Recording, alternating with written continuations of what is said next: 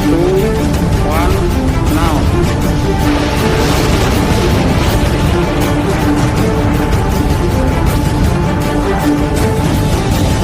नमस्कार दोस्तों, भारत के रक्षा मंत्री राजनाथ सिंह का हालिया बयान ने यकीनन भारत के दुश्मनों के पसीने छुड़ा दिए होंगे।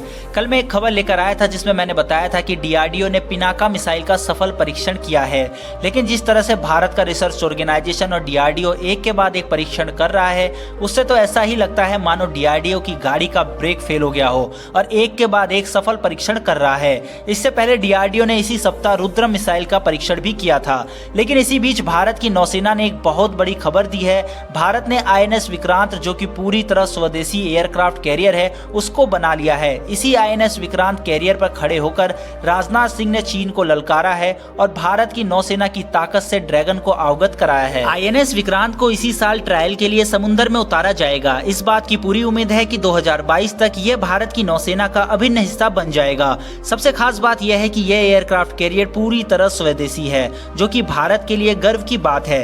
राजनाथ सिंह ने क्या कहा है और उस पर चीन की क्या प्रतिक्रिया आई है, उससे पहले एक झलक आईएनएस विक्रांत की स्पेसिफिकेशन पर मान लेते हैं और समझते हैं ये क्यों भारत की नौसेना के लिए सबसे बड़ा हथियार बनने वाला है। आईएनएस विक्रांत को इंडिजिनस एयरक्राफ्ट कैरियर फर्स्ट भी कहते हैं। इसको बनाने का काम कोचिन शिपयार्ड ने कोची में किया है। यह पहला एयरक्राफ्ट कैरियर है जिसको भारत ने बनाया है। विक्रांत का मतलब होता है करेजियस, इसी वजह से इसका नाम आईएनएस विक्रांत रखा गया है। इसकी लंबाई 262 मीटर है। इसको बनाने का काम 28 फरवरी 2009 में ही शुरू कर दिया गया था और 12 अगस्त 2013 को इसको लॉन्च किया गया था। अभी यह सी ट्रायल के लिए रेडी है और 2022-23 में इसको भारत की नौसेना के हवाले कर दिया जाएगा। अभी प्रेजेंट में भारत के पास 2 एयरक्राफ्ट कैरियर है, आईएनएस विक्रमादित्य और आईएनएस विशाल के रूप में। वहीं 2030 तक भारत आईएनएस विशाल को भी बना लेगा।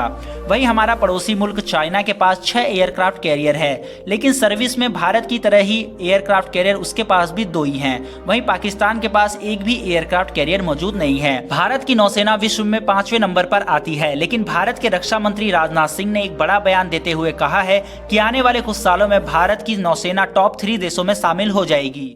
आज तो हम दुनिया की टॉप 5 नेवल फोर्सेस में हैं, लेकिन वह दिन दूर नहीं है कि हम जल्दी ही कुछ ही वर्षों के अंदर दुनिया की टॉप 3 नेवल फोर्सेस में आकर। रक्षा मंत्री राजनाथ सिंह के इस बयान से चीन मानो आग बबूला हो गया हो, क्योंकि टॉप 3 में आने का मतलब है कि भारत की नौसेना चीन को पछाड़कर तीसरे स्थान पर काबिज हो जाएगी और चीन के लिए यह एक बहुत बड़ी मुसीबत साबित हो सकती है, क्योंकि चीन की नौसेना अक्सर हिंद महासागर में अपनी दादागिरी दिखाती है और इस सूरत में भारत उसकी दादागिरी को खत्म करने का प्लान बना चुकी है। भारत की इस तैयारी पर चीन के ग्लोबल टाइम्स का कहना है कि भारत इस क्षेत्र को युद्ध की तरफ झोंक रहा है।